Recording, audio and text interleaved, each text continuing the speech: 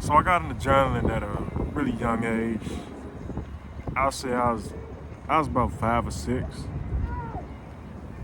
My mother got me into journaling actually.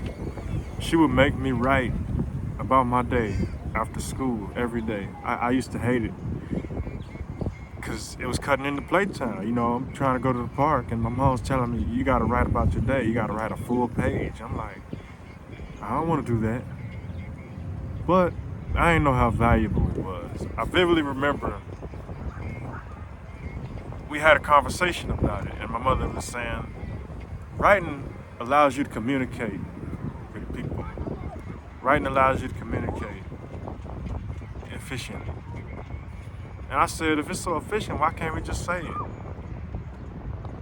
And she just said, because because it's better to write it down sometimes. Sometimes you can't say everything. Sometimes it's best to write it down on the paper so that you know what to say. Not too much else she said about it stuck with me, except that. Um, so yeah, through middle school, I was writing. Not journals, but I write stories. I write little short stories, and I make little drawings and comics and stuff. But I didn't get back into journaling until I was about 13. When I was 13, I started writing. And I write about my day here and there. Just like with the meditation, I do it here and there. It wasn't every day, it wasn't often. It wasn't it wasn't a practice. It was just, I had a really good day today, I'm gonna write about it. So that's what I did. Then throughout high school, I started writing a little more. I write about my days, never nothing too deep. I literally just write about my day, how it went, keep it moving. Then, when I got a little older, 17, 16, 17, 18, I started getting into more detail about what I write. I started writing about my emotions. For a long time, I would repress my emotions. And it wasn't until I had to help my therapist to tell you, like, you should try writing about your emotions instead of just writing about your day. Because when you write about your emotions, it allows you to process it. It allows you to, get into what you're really feeling because now you're thinking about it. So I started writing more about how I felt. Then I started writing about goals and things that I wanted to get done, intentions about my day, stuff I wanted to accomplish. I'd write a lot of six-month plans and little manifestos, not manifestos, but just little 3-month plans, 1-month plans, 1-week plans, how I'm gonna tackle things into my journals. Journaling really started helping me. Well, it's been helping me, but it's helped me more when I've integrated all those things in it. Is honestly, to me, it's another form of meditation. It's an active form of meditation. I journal, and now I do it. I try to do it almost every day, but I'm not perfect, But when I get into that habit of writing about what's going on in my life, it creates a scrapbook. It's like something to look back on when you're having a bad day. It's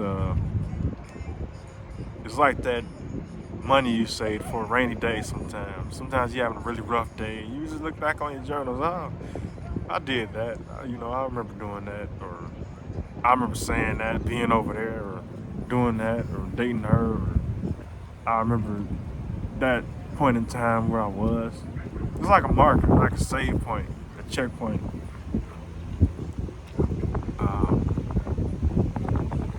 It's useful. I'll say that. It also can help you get your ideas out. You're writing. It releases space in your mind so you can get new stuff. It's basically like if you got a whole bunch of stuff don't you just spit it out onto the page, write it out. You know, write what's going on. If you're feeling a type of way, if you're feeling really anxious, or if you're feeling sad, if you're feeling some negative, write it. Write it out. Write out that emotion. And you may feel better. You know, it's a form of transmutation. You know, you're taking it from one place and putting it on another. Writing is it's a way to process your emotions. Like I said before, sometimes you might not know what's going on until you write it out. You start writing and you realize, oh yeah, I feel this way. Damn, that really sucks. Like I feel embarrassed because this, that, and the other. Or I feel happy because, oh wow, this reminded me of that. But you don't realize that till you see it on paper. See, writing is a visual thing too. It helps for visual learners. If you're a visual learner, it can help you see what's going on because you wrote it. One of the more subtle benefits of journaling is it increases your communication skills. You know, you write, you're basically telling the page what's going on. You're talking to the page. And the more you practice that, the more it'll translate over to talking with others, you know, communicating with others, writing emails, writing proposals, or business, I don't know, anything that you want to write. It'll help you hash out the ideas of what you want to say. It'll help you, you know, A, B, C. It'll help you prioritize information. You know, it'll help you organize. It's overall just good for professionalism. It helps you in the professional world if you're into that. But the main point is that journaling helps. Journaling is a good way to release things. It's a good way to get things out your system that may be stuck in there, you know. So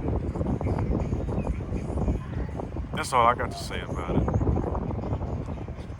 Journaling. Thanks for watching.